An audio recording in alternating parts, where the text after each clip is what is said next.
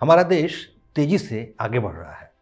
हमारे आत्मनिर्भर भारत और मेक इन इंडिया जैसे कार्यक्रम तरक्की भी कर रहे हैं, लेकिन बैसाखियों के सहारे, क्योंकि विकास के लिए सबसे जरूरी है रिसर्च एंड डेवलपमेंट, जिसमें हमारा देश अभी काफ़ी पीछे है। नमस्कार, उदय डिजिटल स्वागत है आपका। मैं हूँ अंशुमान आनंद। मैं एक डिफेंस रिपोर्टर हूँ और रक्षा मामले की रिपोर्टिंग करता हूँ। इस दौरान पिछले दिनों मेरा ध्यान एक खास खबर की तरफ गया कि हमारे देश को लड़ाकू विमानों के 42 स्क्वाड्रन की जरूरत है, लेकिन हमारे पास मात्र 31 स्क्वाड्रन ही बचे हुए हैं, क्योंकि भारतीय जो कंपनियां हैं, जो लड़ाकू विमान बनाने वाली कंपनियां हैं, एचएएल जैसी कंपनियां हैं, वो बहुत तेजी से लड़ाकू विमान तैयार नहीं कर पा रही हैं। यही वजह है कि वायुसेना अध्यक्ष अमरप्रीत सिंह ने साफ तौर पर कहा कि भारतीय कंपनियों को प्रतिवर्ष 30 से 40 लड़ाकू विमान तैयार करने होंगे। लेकिन हालत फिलहाल ये है कि 4 से 5 लड़ाकू विमान भी हर साल हमारे देश में नहीं बन पा रहे हैं। क्योंकि इसकी वजह जानते हैं क्या है? इसकी वजह ये है कि हम लड़ाकू विमानों के लिए 90 किलो न्यूटन से ज़्यादा थ्रस्ट का इंजन तैयार नहीं कर पाए हैं, और इसके लिए हम कभी अमेरिका की जनरल इलेक्ट्रिक तो कभी फ्रांस की सफ्रान कंपनी का मुंह ताक रहे हैं। और ऐसा इसलिए है क्योंकि लड़ाकू विमानों का इंजन तैयार करने के लिए जिस उच्च दबाव वाले मेटल यानी धातु की जरूरत होती है, वो हमारे रक्षा अनुसंधानकर्ता अभी तक तैयार कर ही नहीं पाए हैं। और ये हालत जानते हैं तब है जब defence research and development organisation यानी डीआरडीओ के मुखिया समीर कामत खुद ही विश्व स्तर के मेटलॉजी यानी धातु विज्ञान के वैज्ञानिक हैं। फिर भी हम स्वदेशी इंजन तैयार कर पाने में अभी तक अक्षम साबित हुए हैं। इसका कारण ये है कि भारत में रिसर्च की परंपरा स्थापित करने पर पूर्ववर्ती सरकारों द्वारा ध्यान ही नहीं दिया गया, और अब भी रिसर्च के लिए अक्सर बजट की कमी बनी ही रहती है। और ये हालत सिर्फ रक्षा क्षेत्र की नहीं है, बल्कि नागरिक उत्पाद के क्षेत्रों में भी रिसर्च की भारी कमी देखी जा रही है। अमेरिका, यूरोप, जापान, रशिया जैसे देशों की बात ही रहने दीजिए।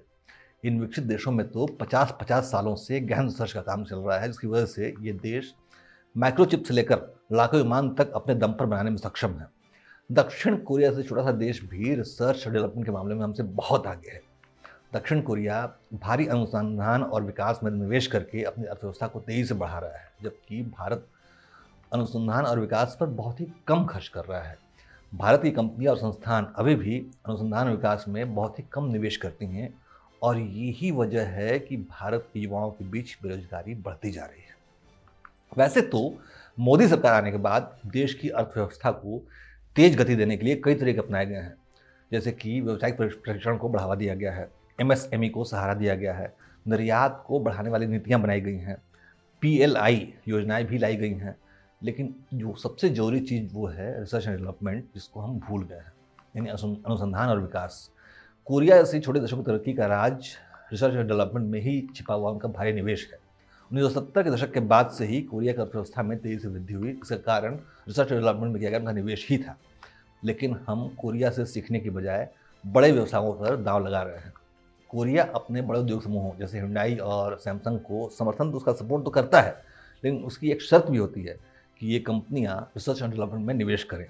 कोरिया अपने जीडीपी का 5% R&D पर खर्च करता है, जबकि भारत केवल 0.7% खर्च करता है, और इसमें भी निजी क्षेत्र का योगदान बहुत कम है। भारत में रिसर्च पर निजी क्षेत्र का योगदान सिर्फ 41% है, जबकि कोरिया में ये 79% है। सैमसंग जैसी कंपनी भी रिसर्च डेवलपमेंट पे 8 से 11% खर्च करती है, जबकि उससे कई गुना बड़ी रिलायंस जैसी कंपनी, जो भारतीय कंपनी है, वो सिर्फ 0.6% रिसर्च पे खर्च करती है।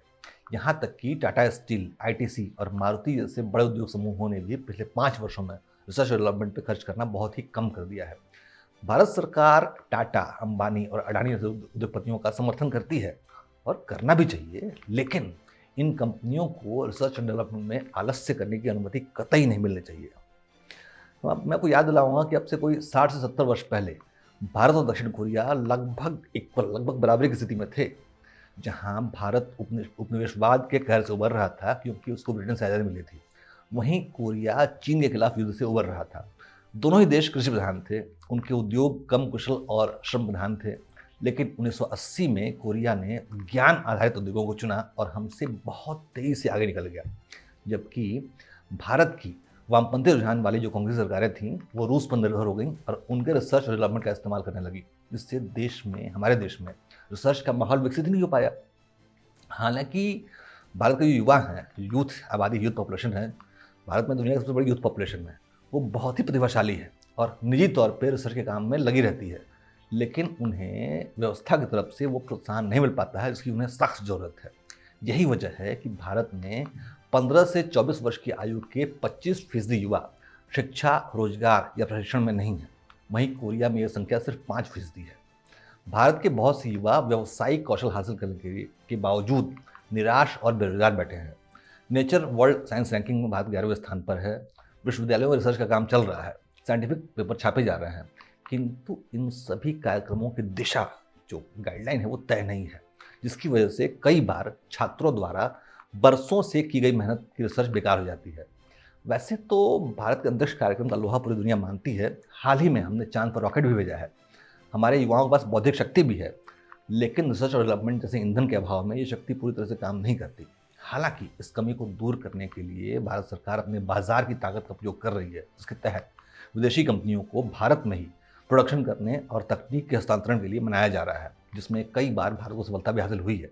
लेकिन कोई भी कंपनी जो होती है, विदेशी कंपनी है, वो अपनी दशकों की मेहनत से की गई रिसर्च को ऐसे ही किसी और देश के हवाले नहीं करना चाहती।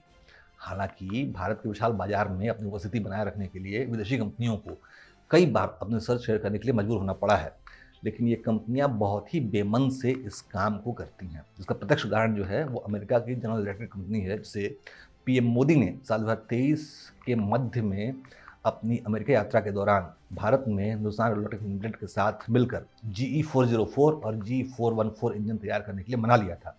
ये दोनों इंजन भारत के जो लड़ाकू विमान, तेजस का जो लड़ाकू विमान है, उसके लिए बहुत ज़रूरी हैं। लेकिन इस समझौते के लगभग 2 साल बीत चुके हैं और अब तक ये काम शुरू नहीं हो पाया है। GE कंपनी जो है वो लगातार इंजन देने में हीला हवाली कर रही है, जिसकी वजह से भारत के तेजस विमानों का स्क्वाड्रन तैयार नहीं हो पा रहा है और हमारे पास लड़ाकू विमान जो हैं वो 42 से घटते 31 स्क्वाड्रन बच गए हैं। ये एक उदाहरण है कि कैसे भारत को आगे बढ़ना है तो हमें अपने ही देश में अपने शोध छात्रों और वैज्ञानिकों द्वारा की गई रिसर्च पर भरोसा करना होगा। विदेशी रिसर्च के भरोसे हम अपने देश को आत्मनिर्भर नहीं बना सकते हैं। भारत में हमारे पास सोचने वाले दिमाग हैं, लेकिन संस्थागत ताकत की कमी है। इस कमी को हमें दूर करना ही होगा। इसका समाधान सिर्फ और सिर्फ रिसर्च डेवलपमेंट है। इसकी जरूरत सैन्य और नागरिक दोनों क्षेत्रों को है। जय हिंद, जय भारत।